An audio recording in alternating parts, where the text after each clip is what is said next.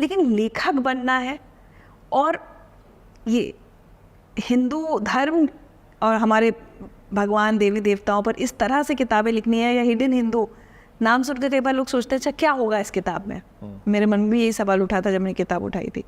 तो ये इस दिशा में फिर आपको जीवन आपका कैसे आगे बढ़ा? मैं लिखता था शौकिया तौर पे। अच्छा, पहले से लिखते हैं? कविताएं लिखता, कविताएं लिखता दोस्तों के लिए। जब पहली बार हिरोशिमा नागासाकी के बारे में पढ़ा था तो उस पर मैंने एक कविता लिखी थी।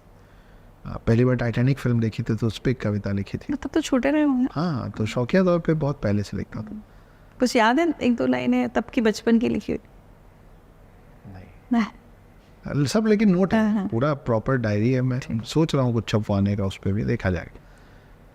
तो ये सब करता था। लेकिन जब ये 2014 का जो समय मेरे जीवन में आया, उस समय एक एक करके सब रेस्टोरेंट्स बंद हो गए। काफ़ी सारे केसेस चढ़ा दिए गए, बहुत नुकसान हुआ हर तरीके से। मैं कर्जे में आ गया।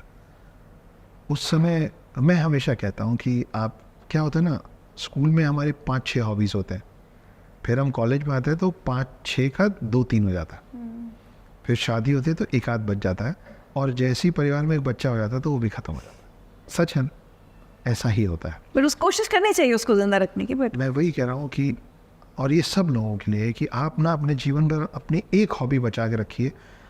अगर आप अपनी एक हॉबी बचा के रखेंगे ना तो किसी दिन वो एक हॉबी आपको बचा लेगी।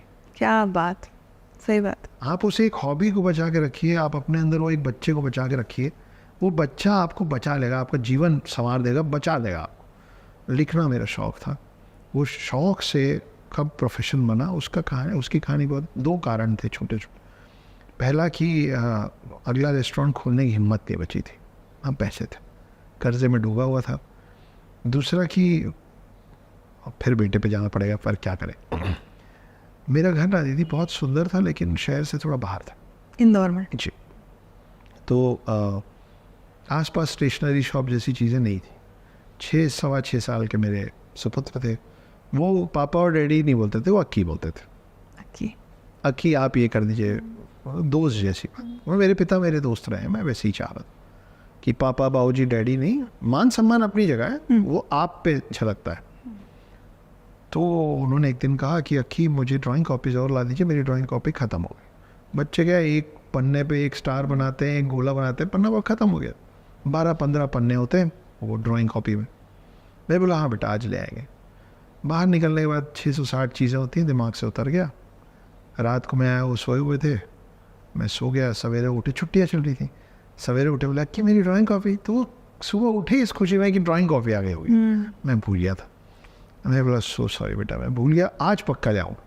बहुत ओबीडिएंट बच्चा था, बोला कोई बात नहीं ठीक है। मैं फिर निकला काम काज में, मैं फिर भूल गया। रात को आया, सो गया। सुबह अक्की मेरी ड्राइंग कॉपी। मैं बोला सो सॉरी बेटा, आज पक्का जाऊँगा। अच्छा ठीक है। तीसरे दिन याद से स्टेशनरी शॉप गया थी, फिर लगा बच्चा है 1-2 दिन में ख़त्म कर लेगा, फिर बोलेगा, फिर भूलूँगा। तो वो 12 ड्राइंग कॉपी ना ऐसे सूतली में बंधा होता था बंडल। तो मैं बोला पूरा दे दो यार। देखिए वो ड्राइंग कॉपीज़ का पूरा जत्था लेके जिस दिन मैं घर पहुंचा था, मेरा बच्चा जा चुका था। ओह माय गॉड, मैं उसको दे नहीं पाया, और मैं आज तक उसको नहीं दे पाया। वो रखी हुई है। मैं उसी पे द हिडन हिंदू पहली बार लिखा और उसी के लिए लिखा। उस ड्राइंग कॉपी पे? जी, रखा है मेरे पास वो सारा मैन्यूस्क्रिप्ट। मेरा पहला द हिडन हिंदू का मैन्यूस्क्रिप्ट उनकी उसी 12 ड्राइंग कॉपीज़ पे लिखी। और मैं उस पर इसलिए लिख रहा था कि मैं सोचा था कि 4-6-8 महीने समझा बुझा के ले आऊँगा। तो मैं बोलूँगा बेटा जब आप मेरे पास नहीं थे ना, तो भी आपके साथ जो अलॉटेड टाइम था ना, वो आपके बिना भी आप ही का था, मैं आप ही के साथ समय बिता। आप कंपार्टमेंटलाइज करते चले जाते हैं अपने वक्त को, जैसे जैसे आप बड़े होते है ना। काम भी घुस जाता है, परिवार भी घुस जाता है, तो वैसे कंपार्टमेंट्स में सबके लिए थोड़ा समय रहता है, वैसे बच्चे का भी समय होता है। तो मुझे सिर्फ उनको ये कहना था कि जब आप नहीं थे ना, तो आपके एब्सेंस में आपका समय फिर भी आप ही का था। तो ये मैंने आपके लिए तैयार किया। ये कहानी है बेटा, मैंने आपके लिए लिखी, पढ़िए। यह मैं आपको पढ़ के सुनो। वो 6 महीने का 6 साल हो गए, अब 10 साल। विडंबना ये है कि अब ये कहानी मैं पूरी देश को सुना सकता हूँ, सुना रहा हूँ। प्रोड्यूसर्स को 9-9 घंटे में 3 पार्ट का नरेशन देना पड़ा था शुरू में, मैं दिया हूँ। पर वो एक बच्चा जिसके लिए पूरी किताब लिखी, वो एक कहानी जिसने मेरे को देश के चुनिंदा सबसे बड़े ऑथर्स में ला के खड़ा किया, मैं उस बच्चे को अभी तक वो किताब गिफ्ट नहीं कर पाया।